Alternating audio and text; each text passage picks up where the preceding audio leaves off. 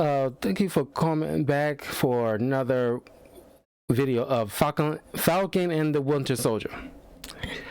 Uh, Episode 3 is, oh man, it hits the ground running.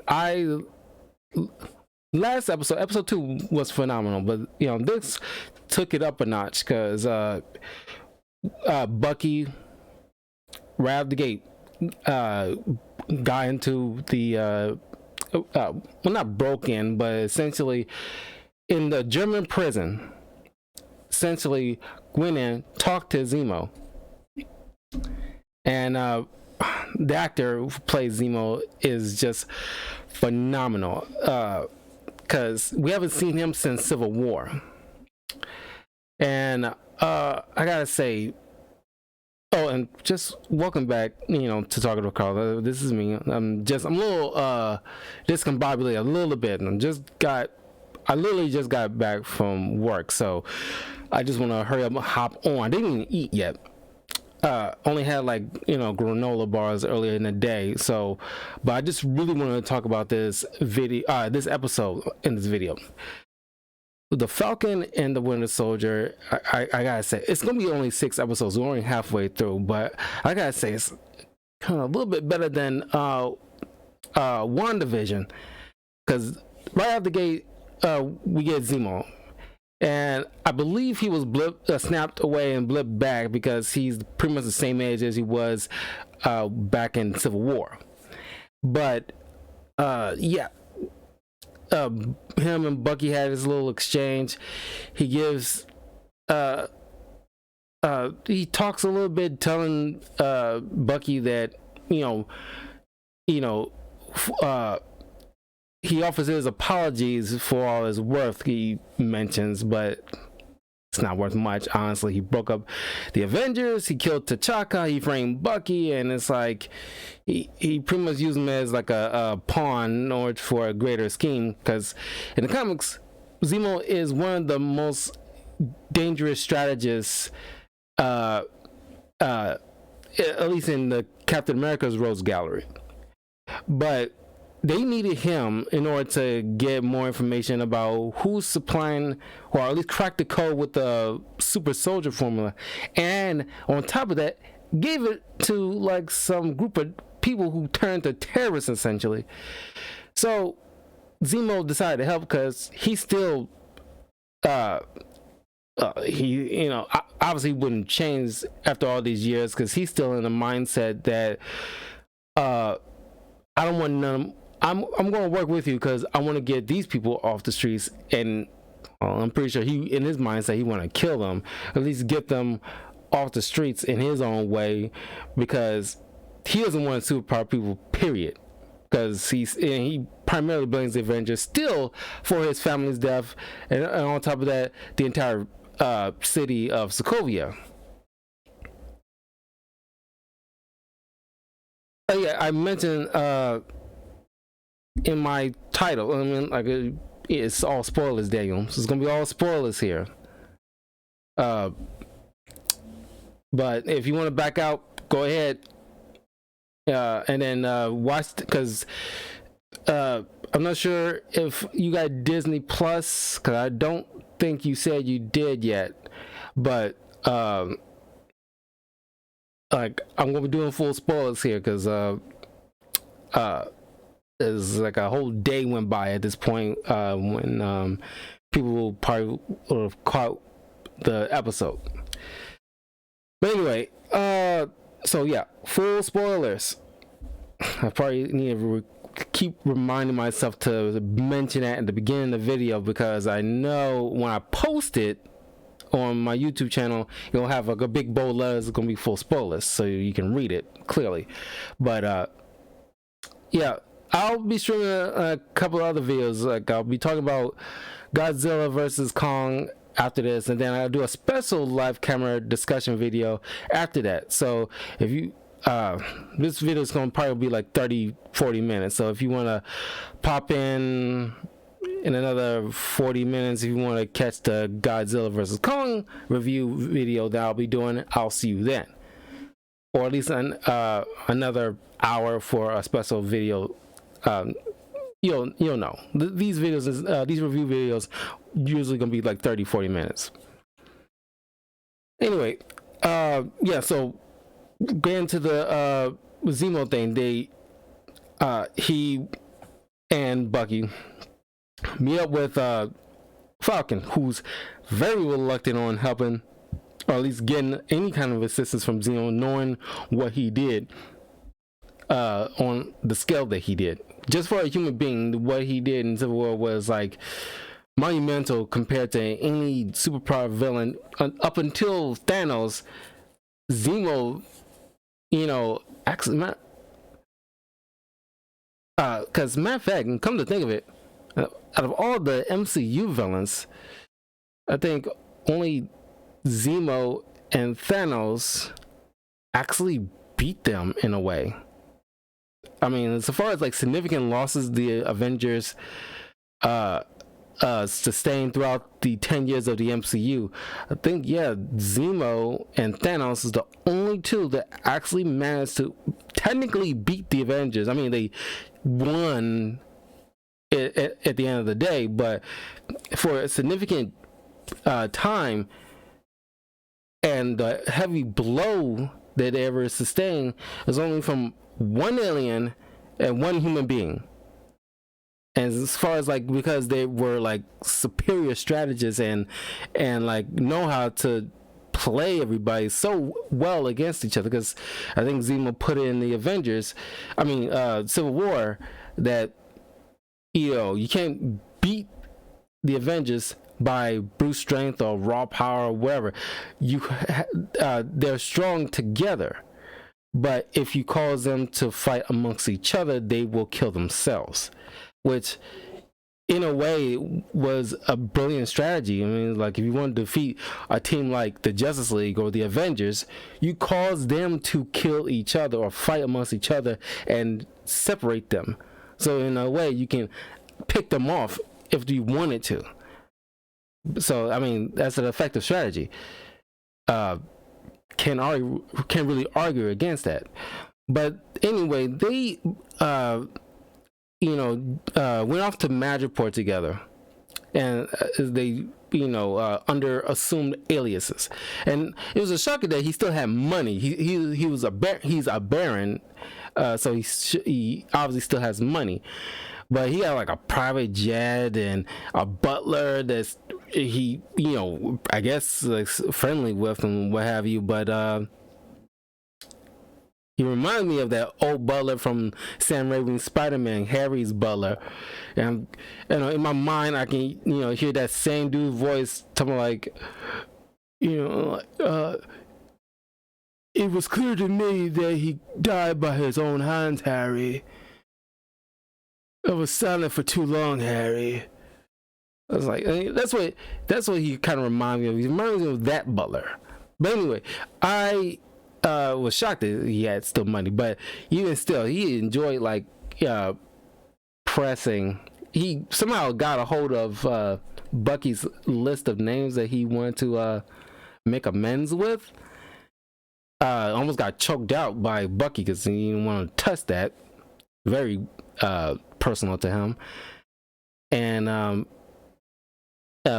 Sam commented, "Oh, this is just like the way Steve did. He had a list of things he wanted to like do, or at least catch up on." And like you mentioned about Marvin Gaye, one of the songs, I can't remember the particular Marvin Gaye song that Sam suggested to Cap when he first met him, but he apparently he loved the song, and Zemo commented on yeah, it was a very incredible song, speaking to the African American experiences. And Sam, it was funny because Sam was like, essentially that he's an ass, but he's right. It's like, come on, and only Bucky kind of liked it. He didn't love it, he liked it. And it was like a shock to Sam. It was like Steve enjoyed it. I don't know why you only just like it. And it's like, come on, it was a big deal to Sam. I mean, I'm not a huge Marvin Gaye fan, but like I respect Marvin Gaye as far as like one of the most superior musical artists of history.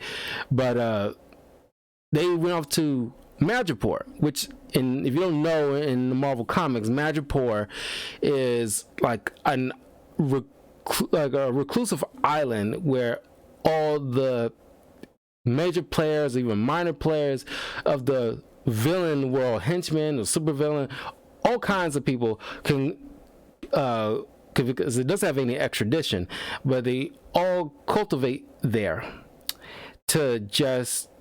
if you want to get a particular weapon or meet certain people, meet and greet some certain people, so you can bump elbows or brush elbows, whatever the saying is. So you can get some contracts or assassinations, or gain money by illicit means of any kind of means. You can find it at Madripoor, because like in the comics, I can't tell you how many times I read how Wolverine, Deadpool go there a lot, for certain missions. Elektra, it's just like all the well-known, even most well-known superhero killers or anti-heroes or assassins went there from time to time to track down certain bad guys that try to scurry off there, or at least if they need information. More than likely, if you hit like a brick wall, more than likely you'll find some answers at Madripoor if you can't get anywhere else, because the buck stops at Madripoor in the Marvel universe. So if you want to get some insider tips on where to find certain people or where to get a particular item.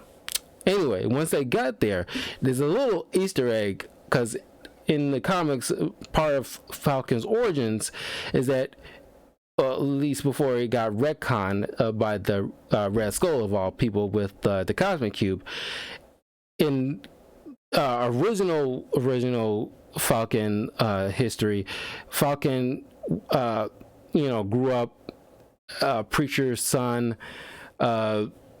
in pretty sure it was Chicago or New York. I can't remember which one. I'd like to say it was New York, but I could be wrong. But anyway, he, got, he lost his parents at some point, just to cut it all short. He lost his parents. He went through, a period where he was kind of lost and angry, at the, at the system of what, the bad neighborhood they was in, all these sorts of things. And then he, became like a bit of not necessarily a drug dealer, but like the kind of person that you go to if you want certain things. It's kind of like Morgan Freeman in Shawshank Redemption, where he's the person to go to if you want certain items, and he knows how to get it. So in the comics, he went up by the name Snap, because he normally went off if you ticked him off in the slightest, he'll snap. And the picture that Zemo handed him, had a picture of his face with this kind of like a pimp suit on, and they comment looks like a pimp suit, and then Zemo mentions places like here you will be looked at as the most high class of class kind of situation. So they're the different POVs from what America standards to what an African American might look like wearing something like that. It's very different in places like Madripoor. So they went inside this bar, tried to get some information, and there was one dude looked like a biker trying to run up on Zemo, and of course they had to play their roles to the fullest, down to the letter, according to Zemo. And then there was a nice little brief scene where Bucky was fighting off these people, because they pretending Bucky's still under Zemo's control, and Zemo got Bucky to just wail on a group of guys, and just and then he's in full Winter Soldier mode, while not being the Winter Soldier. He's still, as Zemo put it, he doesn't forget, no matter what he does. It's essentially he he's muscle memory to him at this point, because he's been the Winter Soldier for so long. Even though he's might be out of it, he can flip back into that role very easily. And like you see it on Sebastian Stan's face, it's like, I see the Winter Soldier, and that's great acting, because like throughout like the past couple of episodes up until this point, like he's just been Bucky now. He's not the Winter Soldier like we used to know. And it's like, as soon as like he placated to the role again, it like you see it in the face. I see like back in Captain America Winter Soldier movie, I see the Winter Soldier, that blank stare, that cold look of, you know, emotionless killer machine, like the Terminator almost.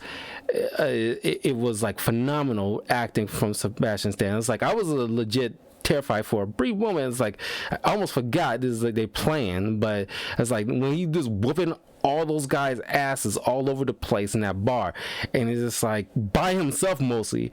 And then Bucky, you know, he almost killed one guy, and Bucky had to put his hand on his shoulder. It's like, oh, you all right, Buck?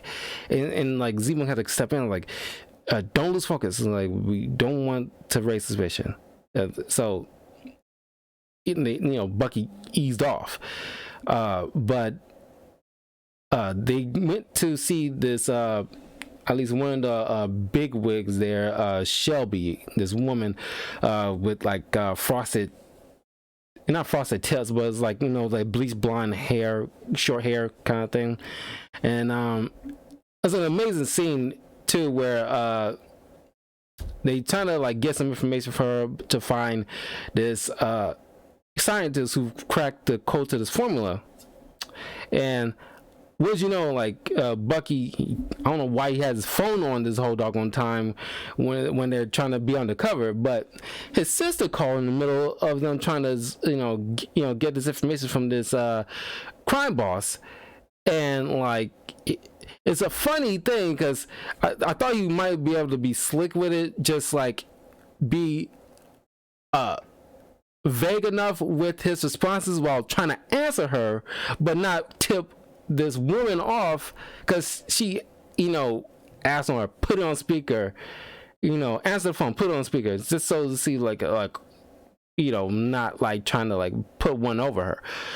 And like, you know, sister called asking about like situation in the bank, and like saying like, yeah, the bank, yeah, they gonna listen to me, and like, or I'll kill them. It was like, you know, and like you think they're about to hang up, and then it's like and then until she said his freaking government name right over the speaker, and it's like, damn it.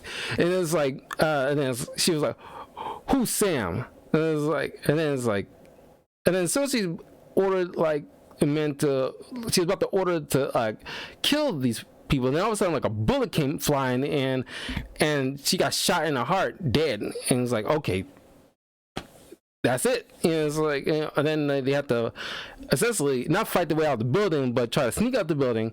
As soon as they right on the streets, here come like people coming in try to shoot them, because like immediately, like, and it's like a very dangerous island. It's full of criminals. It's like, you know, if you want to make it through here, you better be freaking John Wick, because it's like they do not play. Because like immediately, it's kind of like at the end of John Wick 2 when like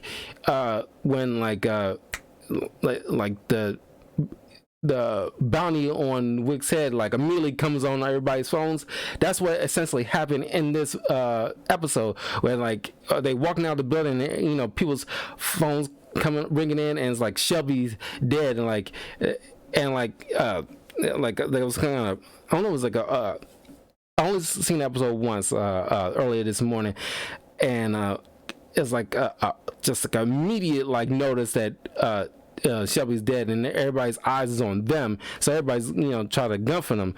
But then they got like some outside help from Sharon Carter, and we haven't seen her since Civil War 2, because she essentially helped break out Captain America's shield so he can get it back. And see it again in the Infinity War movie. But then she's went off. They invite all them in to her place. She's apparently been hiding out in Madripoor this whole entire time since that moment, and been working the streets, hustling. Essentially, got like a snazzy luxury apartment where they can just rest their feet, put up their feet, essentially to recoup. And she goes off talking about how like because you guys, I got blacklisted, I had nowhere place to go without being I can't set foot in the United States without being immediately arrested, so I had to hide out here because there's no extradition. And so they made a deal, like Sam like said like, all right, we'll make sure your name is clear so you can come back home if you help us out. So they end up finding the scientists at this dockyard, or at least where those like storage units where like ships carry like those big storage units, and it's around the docks, and they found like a secret compartment in one of those units, and Sharon like was like holding some people back that's trying to like essentially zero in on their location somehow. But they find the scientist, some Weasley looking guy, who essentially I mean, he was the one I was trying to recall that got dusted away because he was working for this criminal, this faceless criminal called the Power Broker, who's somehow been supplying people with superpowers. That's pretty much, he had like only a brief stint in Marvel history way back in Jack Kirby days, and he essentially in the comics was figured out a way to like give people superpowers. He's a power broker, and he, after like the scientist blipped back into existence again, he picked up where he left off because he was on the verge of cracking Erskine's code of the super soldier serum, and like he did, and then Zemo came in and shot him point blank dead minutes after he found some kind of gun taped under the table apparently. But then they somebody fired an RPG at the unit. They made it out, and Zemo found, like earlier in the episode, he found his like purple mask, that sock mask that we all known in the comics, in the Marvel comics. Baron Zemo always wear this like purple sock mask, and it looks pretty good. It's like right off the comic books, man. And he essentially took down some bad guys, and Sarah went off to her own little thing because she had a car pull up to pick her up. Somebody I don't know if it's like this woman who was driving her. I don't know if she works for Sharon or Sharon works for her, or they both work for somebody else that Sharon's probably in league with. We don't know that. Know nothing yet about that, and that's interesting. That's probably going to come up in the next episode. But they I forgot what the next city, because they always plastered the title of the city they go to, but they end up going to heading off to another city for some more information on where this power broker is, essentially. But before that, we went back into we only seen like a little bit of U.S. agent and his partner, and they essentially only a little bit. They got enough screen time last episode. They only get like at least a little bit right now because they're on like their own side of things trying to figure things out, but they hit a stopgap essentially, and you get a little brief moment of seeing like a U.S. agent, really showing that like, yeah, he's an ass. I mean, just like, coming after some I guess essentially terrorists, trying to get some more information about these flag smashers. And he's like, not full on choking out one of the suspects, but he's really showing like a see through of the cracks of who he really is as an individual. But then and they find out about like Zemo being busted out and everything like that. So they knew like Bucky and Sam was on some kind of lead. So we'll see what they'll do in the next episode. But then we go back to the Flag Smashers at least a little bit, and we see them in a couple of scenes.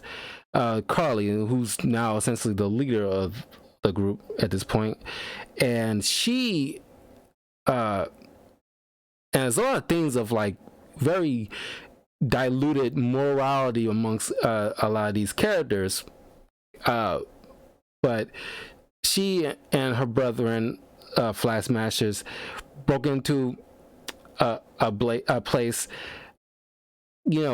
tied up, stole a bunch of like all this food and water and all this other stuff so it can give to people who essentially need it, other refugees.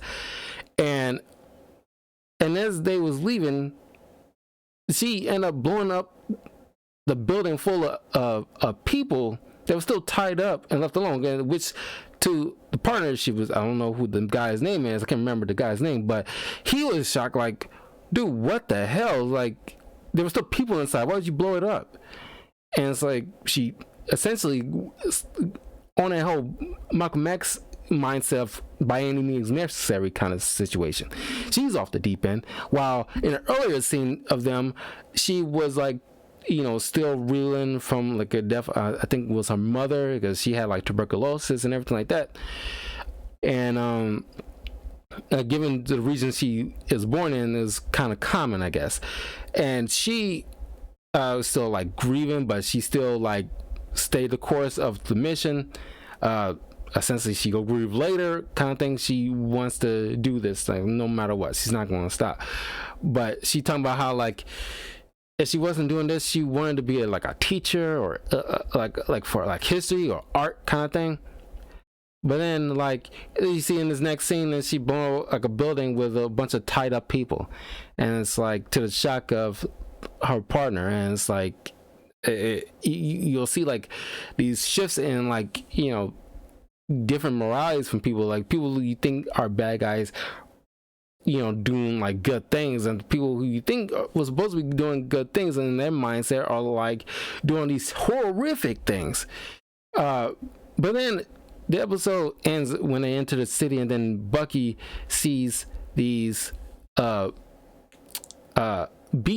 like these Wakandan beads, and he went to this alley and met up with a Wakandan Dora Milaje soldier, and she asked like, what is Zemo doing out of prison or something like that. So they easily found out, obviously. They obviously kept tabs on their previous king's murderer. So that was we'll probably jump right into that as soon as next Friday into the episode 4, see how they gonna play into this with with this episode. When you see this Wakandan soldier, it's like, okay, we're in the shared universe here, because of course you'll probably bump into like a Wakandan soldier. Why wouldn't you? And it's like they all are these people, the Wakandan soldier, Bucky, Sam, Zemo, Sharon, I forgot her doggone last name that quickly, but they all are intertwined. And ever since Civil War, they all was like, because of Zemo, they all had like this intertwining moment since like the T'Chaka's death tipped it off. But even then, even want to go further than that, in the past. It's like it all was a domino effect since like Age of Ultron, when they trying to stop Ultron from killing all of humanity, and he was the one who raised that city of Sokovia into the air that caused Zemo to lose his family, caused it was already in strife anyway because like wars. If you've seen like WandaVision, the second to last episode, you see like the background of like the livelihood of a lot of these people had to live in. It's pretty much like a third world country in a way, and they try to live the best as they could given the circumstances. And sometimes you hear like shootouts or bombs going off in the distance, but then you got Zemo's family was like a few people that were the casualties of what was going on and with Ultron, but Zemo still blames the Avengers because they didn't at least their part in the whole entire thing, where do you believe that they did what they could at the time, given the stuff that they had at the time. You give them like cut them a bit of slack, or if you feel like they're 100% responsible, that's your choice. But I like a line he mentions towards the last bit of running time of the episode, that did you even like bother to visit the massive memorial at the city of Sokovia? What's left of it? Of course you didn't. And it's like you don't like what Zemo did, but you understand his ire with the Avengers, and it's like it even sticks in his craw even more, the fact that they didn't even bother to like go to the memorial or at least pay some bit of respects. The fact that the part they played in the deaths of like so many of his people. So like I said, like this episode is just like last episode was great with the Isaiah Bradley situation, but this one like took it to another level with like these blurred moralities. Like Falcon and Bucky, they're good guys, but they had to, when you do like a spy movie or TV show, you gotta throw in sometimes like your good main characters have to do make certain tough choices that would on normal circumstances they normally wouldn't do, and it tests not their judgment, but just like I said, their morality. They got to do questionable things, like fly on the radar with their U.S. government and try to like breaking Zemo out of prison just to get some information where previously they were stuck.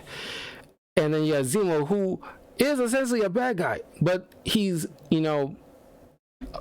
one moment you'll think he's running away when he saw an opportunity, but he easily came back and assisted with taking down some like Madripoor bad guys to help everybody escape. Sharon Carter, that was her last name, but Sharon Carter, she doing questionable things just to stay alive in like the most dangerous place on Earth in the Marvel universe, hustling and doing all God knows what else just to get to the spot where she's at and who she's working for. And like she's obviously working for somebody, whoever that driver was. She obviously working for somebody. So, and then we got these flag smashers, Carly, the leader, sitting there, supposed to be doing a good thing, getting his super soldier powers just to break into these places, just to steal all these food and water and stuff to feed the refugees who came back after the blip, because their respective governments wasn't doing much. Given what you see with Falcon and his sister, they're not getting the government assistance like they should be getting, because what are you supposed to do? We were blipped out of existence, out of everybody's control. Half the universe was blipped out of existence. What do you expect everybody to do about it? I mean, you have to help us. We can't live in squalor, or at least not necessarily squalor, but just like live like refugees. We gotta give us a home. If somebody came into our previous home while we was gone after all these years, you gotta somehow like you know, do something. But like, that's where the Flag Smashers come in, because they essentially, you know, the world was fine the way it was, but you know, while everybody, half the universe is gone, or at least in their perspective, half the world was gone, and now that everybody's back, then like things are turned upside down yet again. So now it's like she's lost her mother, and then that really like exacerbated like her grief is exacerbating her bad decisions, and it really tipping it over to the edge of like straight up supervillain rather than like barely anti-hero. So that is just the whole entire theme of morality is just in question for everybody, and I'm so invested in see how this turns out, because obviously Zemo is going to stay out of prison. He's going to find a way to like escape permanently and like do his own thing. He'll probably come back in a future movie, and I want to see this guy again. I thought he was cool in Civil War, but I really like him now, and I think he's yeah, it's like right up there with like Thanos, Killmonger, Loki, Purple Man, Kingpin, the Cottonmouth. In terms of like great MCU villains, like they are the ones, the names that like I listed off the top of my head, like they are the ones that hit the ground running, and it's just a phenomenal group of villains the MCU had produced. Oh, and Vulture, of course, like, you know, most of which are dead, but the ones that are still around, like, I definitely want to see more of those.